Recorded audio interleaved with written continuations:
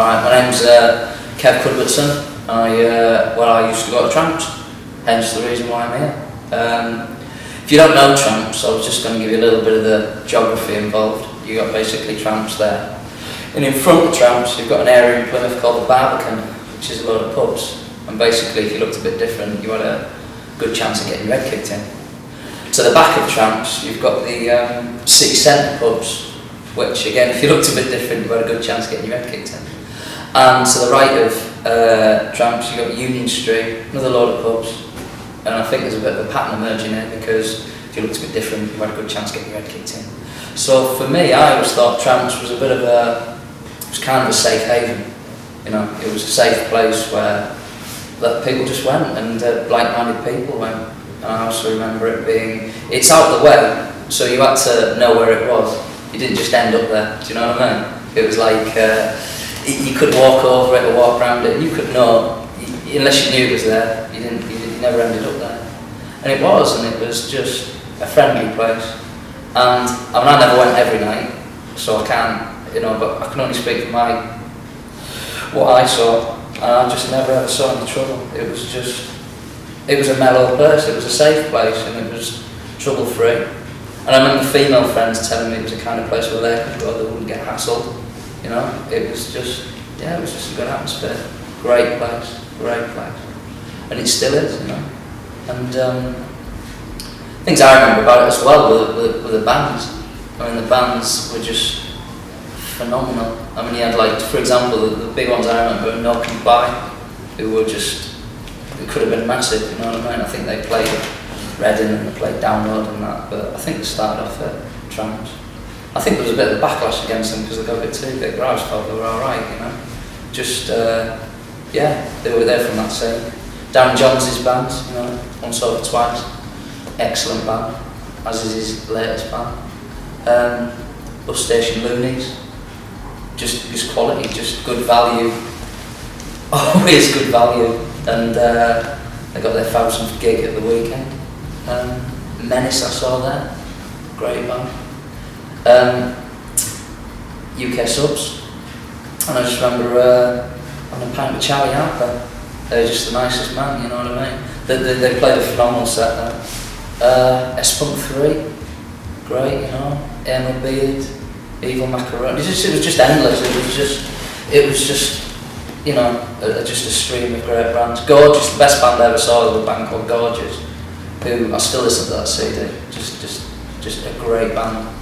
And it was, they weren't getting huge amounts for paying for playing. If anything, it was all done for the love of it, really. And the other thing that I loved about it was between the bands. Kev used you play your dub stuff and reggae and what have you, and that you were getting to listen to music that you couldn't hear anywhere else in Plymouth. They just weren't, you couldn't hear it anywhere else. And Tramps were just, it had everything, has everything. And and for me, it kind of, I went to Tramps at quite an important time in life, really. And this is quite personal, really, but I was in the Navy, and I wasn't very happy, really. But I never really, I never had much of a push to go, you know what I mean? It was quite an easy job, and But when I went to Tramps, I was kind of like, you were sort of like privy to a lot of information and that, you know what I mean? Because there were people selling fanzines, and there was always like, bits and pieces, and you were always getting to chats with people, and it was like, just kind of opened my eyes to a lot of things. Stuff I was hearing information that I certainly wouldn't have heard at Devonport Dockyard, you know what I mean? And it was just, it opened my eyes to a lot of things that were going on. And in a way it was an education, and not just Tramps, but the Nowhere and places like that. But when Kev gets round to a documentary on the Nowhere, I'll talk about that, but for this one it's Tramps. But it was, big shake of the head, Too much. But it was kind of like an education in a way, and it was, definitely opened my eyes, And I remember one night when there was a guy that, I still remember this, he was an anarchist, and I never knew anything about anarchists or anything like that, and I got talking to this guy, and he just just opened my eyes a lot, you know what I mean? I still got the book of Kev'S, Anarchism for Idiots, or A Beginner's Guide to Anarchism. It was just stuff like that, you know what I mean? It was a place, I mean, there's much happened outside where all people used to smoke and tab, and as much happened there as it did inside. It was just an exchange of ideas. And it wasn't all that, I mean, it was a bloody good laugh as well, do you know what I mean? It was just a great place, you know? And I was, one thing I remember about tramps at the time was, I think it was the Evening Herald, Plymouth Herald, who, if you don't know the paper, they're a bit like the Daily Mail, really. They fucking hate everyone. And they had a big thing about knock down the bus station, because it's rough as fuck. Right, completely oblivious to the fact that Union Street is like a war zone every Saturday, Friday, you know, Friday. And they had a real thing about the bus station. The bus station was like the safest place. The homeless guys used to come over, but there were no trouble.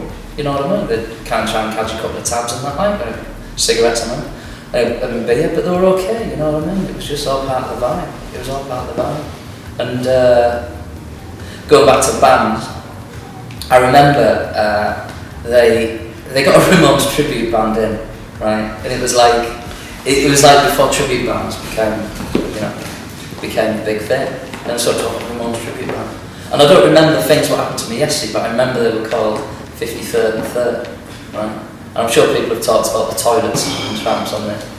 And what it was, these 4 lads sort of came up the band, and they all went into the toilets, and they all came out like the Ramones. And it was like a really punk rock version of Stars in Your Eyes, you know what I mean?